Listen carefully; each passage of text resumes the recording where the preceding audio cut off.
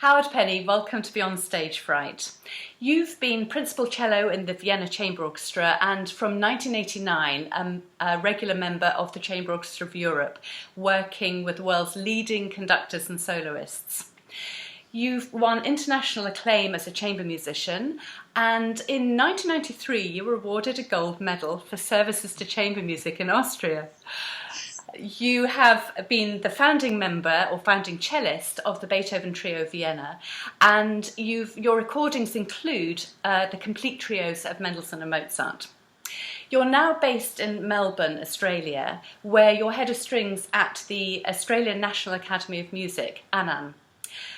First thing I want to ask you is, having had all this experience as an orchestral and chamber musician in both Australia and in Europe, do you feel that there are any differences in the way that players or musicians in both those parts of the world actually deal with performance stress?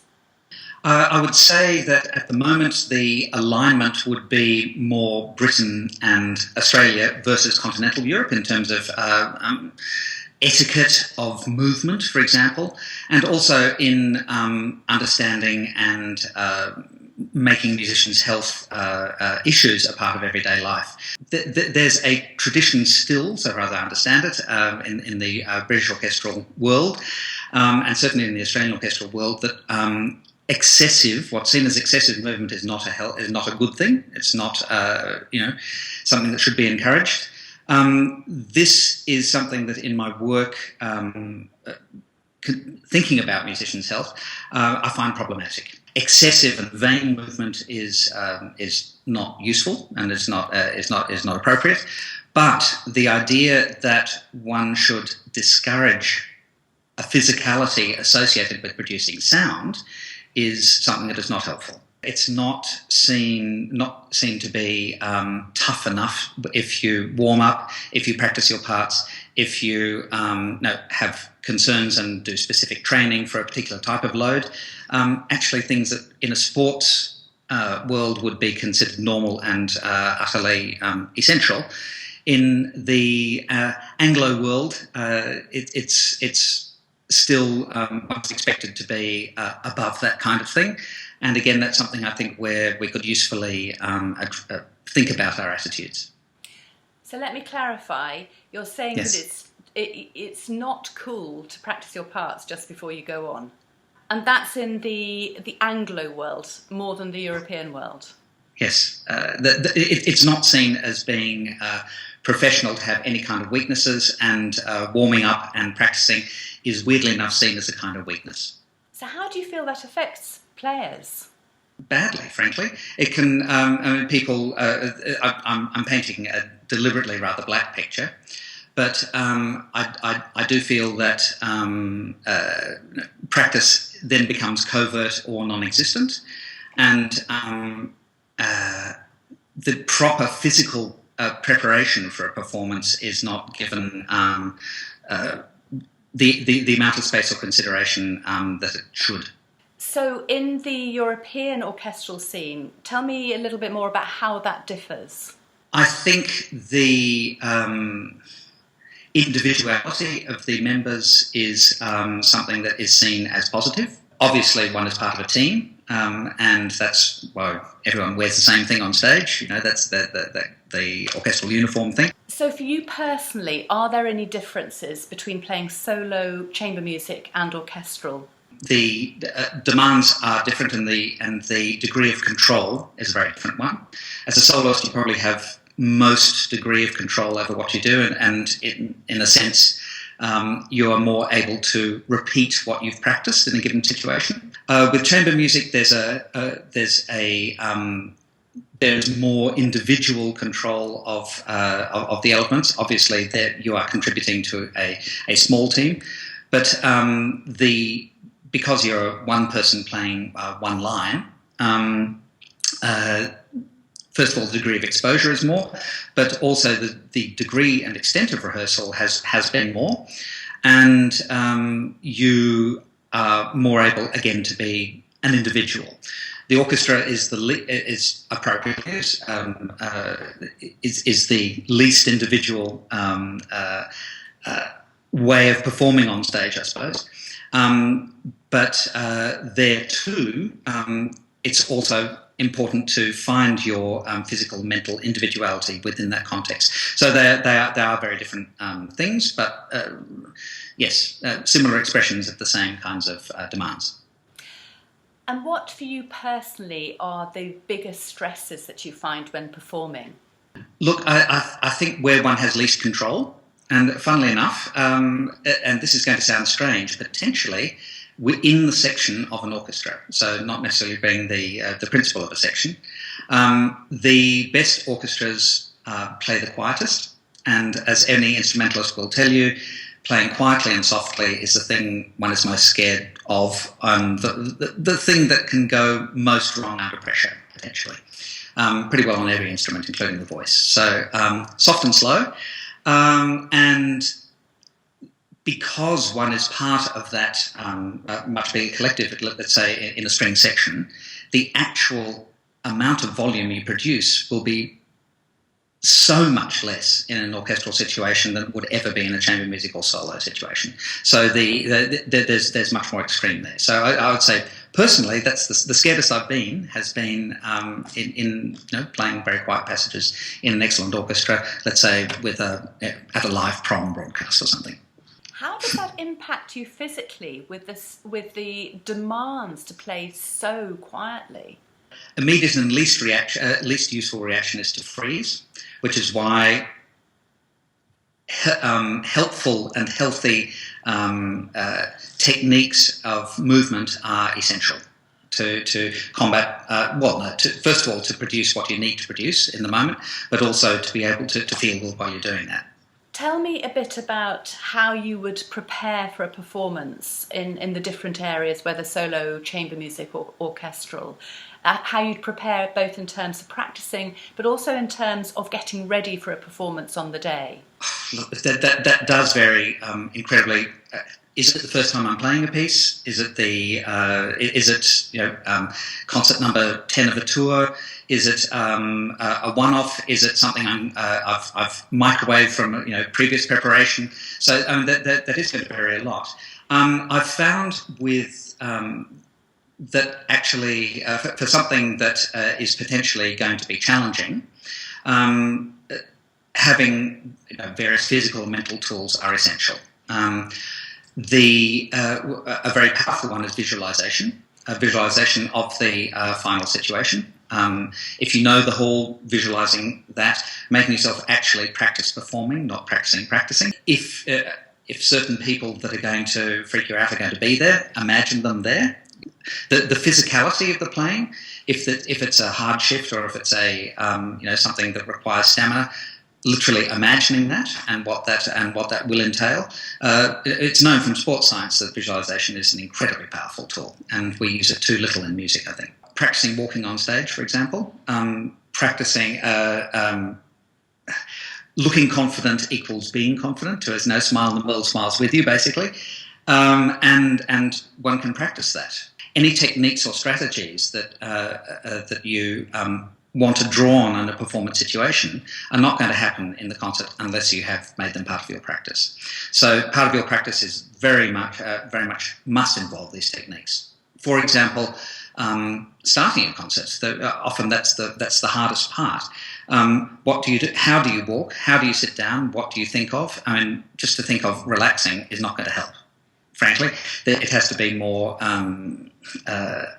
varied and more specific than that. Actually, it's specific to the person, specific to the situation. I have my own cues that I can put myself into a situation of ready neutrality and active neutrality, if you like, which I personally find a very good place to start a concert. So unencumbered by either physical or mental garbage, and to be able to access that quickly and effectively at the beginning of a concert, for example. And there are all kinds of techniques that one can use and needs to. How do you keep yourself calm if the nerves start getting a bit out of control when you're actually on stage? That happens very often, and I mean, nerves can express themselves in various ways, and what I have found very useful myself is I'm prone to the internal negative chatter. And so I found that physical cues are very helpful in just completely undermining the mental negativity. So I will concentrate on physical things, whether it's a certain body feel, a certain body part, or a specific elements of physicalities of sound production.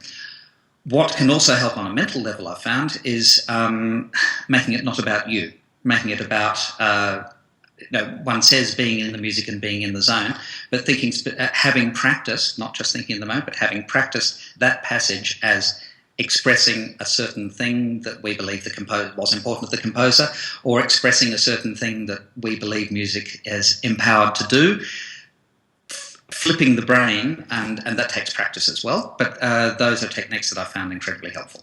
And those moments when we all lose our focus on the stage, do you have ways of gathering yourself back to keeping the focus for the music and the performance that you're actually undertaking? Personally, I actually don't lose focus. It's just my focus goes to somewhere not useful. That would be the and look, that's going to be a very personal thing. What do you feel about orchestral auditions and the impact that they can actually have on musicians? There are two sides to this. One is how one prepares for auditions, and they're all the work that you are doing and many of us are doing in optimising an individual's ability to be their best at a given moment, whether that is in a concert situation or an audition situation, which are both very different, require different strategies. So yes, that is definitely one side of it. Getting students to sit on the other side of the curtain can really be helpful as well, so they can hear how someone thinks they're coming across and how they're actually coming across from the vantage point of the person undergoing or enduring an audition, because it's not necessarily a pleasant experience. But then there's also from the aspect of how auditions are listened to. Orchestras generally need to ask themselves, is what we're doing getting us the best, getting us the best members, orchestral members? And I would challenge that a lot of the listening is not useful. The idea that the first round has to be perfect, and then with concertos, nobody's being employed to play a concerto with an orchestra unless they're a concertmaster or a principal player. Then sure, that's fine. Obviously, you're testing instrumental skills, but you're not hiring someone to play a Dvorak concerto. Actually understanding what you're looking for on an audition panel hasn't been looked at, I think, enough. A note out of tune or a note that's awry, a single one does not define the experience. I think excerpts are incredibly important in Britain and the States and Australia. More emphasis is placed on excerpts, and I think that's a good thing. You get a sense if someone is actually going to actually understands the context of the excerpt that they're playing, if they're actually going to be a team player, if they have a sound that mixes, that is likely to mix. All these kind of things are incredibly important and often get treated as second-class elements when judging orchestral auditions. I think that's a shame. What advice would you give a musician who is about to do an audition for an orchestra where they know that they have about 20 seconds to play and they're also playing behind a screen and can't actually see the panel? Practice the situation. Incredibly important, and it's always possible to do that and get inventive about how you're going to do that. Visualization, again, an incredibly powerful tool. Practice only allowing yourself one go, because often in the practice room we don't. Record yourself is also incredibly useful. Video yourself. Obviously, with orchestral excerpts, know the piece. You absolutely must know the context, and this sounds really weird. If you haven't played the piece, play along with the CD. So you actually hear the context. I know that people are going to shoot me down for that, but it's a simplistic tool and by no means the ultimate tool. When you're playing, feel and hear the entire context, whether it's harmonic or instrumental, because that, to an experienced orchestral player and a sensitive orchestral player on the other side of the panel, on the other side of the curtain, they will hear that. They will hear you hearing the context. So that's a huge plus. How do you manage the whole logistics of a performing life, performing teaching? So you've got chamber music, orchestral work in Australia, then you travel across to Europe once a year and you work with the Chamber Orchestra of Europe. How do you manage the logistics of that whole rather crazy performing life? My performing life when I was based in Europe was actually crazier. I was on the road for 10 months of the year, basically, between 8 and 10 months of the year. And that also requires techniques and strategies. So things like eating properly, sleeping properly, staying hydrated, doing movement that's not instrument related, keeping the hardware. This is the thing that musicians often forget, is that the better half of the hardware is not the instrument itself; it's the body and the mind. So and that requires maintenance and care too. So I think those are the most important aspects of touring, and to have physical strategies and mental strategies to deal with that. At some point, you had to relearn the way that you played the cello. Can you tell me a bit about that? I was very ambitious and had a certain amount of success. And I had as the foundation of my technique an amount of knowledge, but an incomplete knowledge of how the apparatus, both physical and mental, work, and the demands of a successful profession. Then expose those holes, those gaping holes, and with me, it was a physical thing that then led to I'll be very honest, to a sense of vulnerability and insecurity. I had stress injuries, so for overuse injuries that kept on coming back, and I approached them, obviously through the usual channels, both with official medicine, with various allied health options, because there are a lot of those, various body work and body awareness schools, and I've had experience with quite a few of them. And also talking to colleagues and getting advice, specific instrumental advice from experienced and people who observe well. But it was bit by bit, and it's taken me literally about 20 years now to nut it out to an extent where I actually feel confident that I first of all, I know what's going on in my own body. I know how to maximise. How to be at my best at the instrument, and also how to pass that on to students, and to recognise problems in younger people before they happen, and prevent them happening. Through various influences, I've actually rewired my cello playing. How do you feel as a result of that? Incredibly relieved, and there are certain things I'm always going to have to work on, but that's okay. We all get older. But I'm also very confident, and I know that my best playing is still ahead of me, which is a wonderful thing wonderful position to be in. In your role as head of strings at ANAM, Australia National Academy of Music, how do you see the students dealing with performance stress and performance nerves? People need to be able to talk about it. I'm talking, especially students at an elite level. Your work is, providing a great opportunity for this type of discussion, so it's fabulous. At ANAM, we've, over the last 3 years, we've been in the process of creating as complete as possible, musicians' health program that addresses all kinds of things, fundamental, functional anatomy, biomechanics, also instrument-specific biomechanics, obviously, either by instrument group or even for specific instruments. Well, things like the muscles of the embouchure have only very recently been addressed in a sports scientific way, for example, or breathing. Breathing, there's a lot of fiction out there about breathing, but also in my own realm of string playing, a lot of traditional schools are based on a particular performer and not necessarily on sound biomechanical knowledge. And the thing is, actually healthy, properly sequenced movement, efficient movement, is not that difficult, and it's not that complicated. The fundamentals are actually not difficult to communicate. So we want to equip our students with proper knowledge on that score. But then and to that end, we also then give them introductory experiences, sessions with various allied health areas such as Alexander, Feldenkrais, yoga, Pilates, these things that have proven to be very, very useful.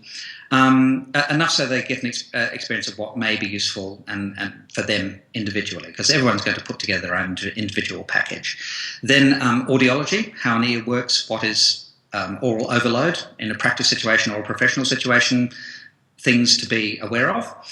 Nutrition in terms of sports science, not that we should all necessarily love our kale shakes or whatever, but what does a muscle actually need to be fueled before a concert, after a concert? Just fundamental knowledge. It doesn't take a long time.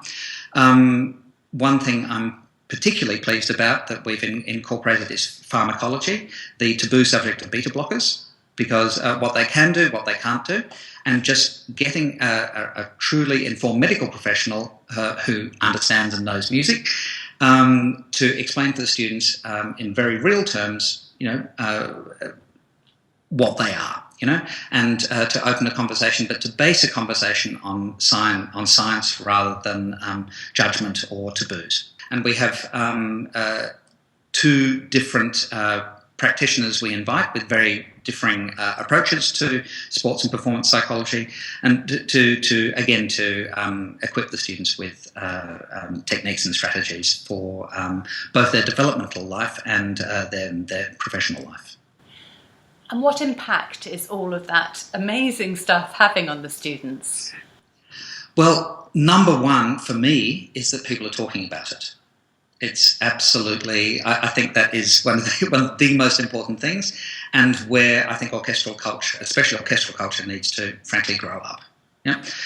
We need to be able to talk about the things not in a whiny way, but it's look at sports people who are, the parallels are really useful with sport and really show up where our thinking is lacking. It's part of our thinking and part of being a musician, so it's not a separate thing, and that is the attitude that we need to encourage in the younger generation so the professional world looks different. How's that all changed since you were a student? Oh, hugely. Absolutely hugely. Basically, if things weren't working, you weren't practicing enough or you weren't talented. That still may be the case, but there's people just often don't get the right information, and they and are therefore not able to maximise their potential. And that, I think, is where conservatoires and performance institutions need to wake up. With all of this input into musicians' health and well-being, how do you see things going from now on in the future? What's your vision of the way that musicians can be in the professional world?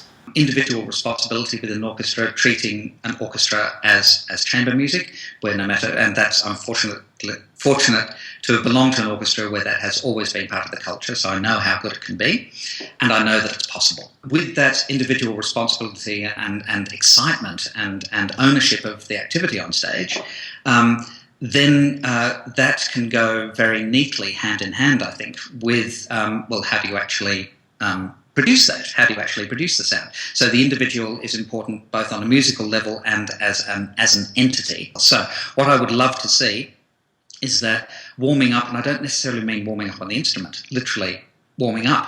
It only takes a couple of minutes. An interesting study done recently in Australia by one of the world's leading experts on musicians' health, Dr. Bronwyn Ackerman, was charged with examining the Australian orchestral scene. 80% of orchestral musicians will be seriously injured, and of those, to the extent that they will take time off work. And of course, that's the equation that makes sense to the powers that be. When it equals money, then people listen. So, but look, that's however you express it is fine. But it's a shocking statistic. And of those injuries, 80% could have been avoided by proper warming up, maintenance, cool down. proper understanding. So that's a significant statistic, and that just doesn't need to happen. Nobody needs to go through that. Proper approach to what a particular load of a given program is, individual responsibility as well, but also in terms of how rehearsals are, what's expected in a rehearsal, and how rehearsals are constructed. And yes, those and that people are able to talk about freely if things aren't going well, and have access to proper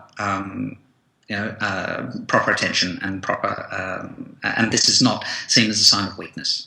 And that it's just a sports person, and if they get proper treatment, they'll be better, and they'll be even better than when they started. Howard Penny, thank you very much. I've really enjoyed talking with you.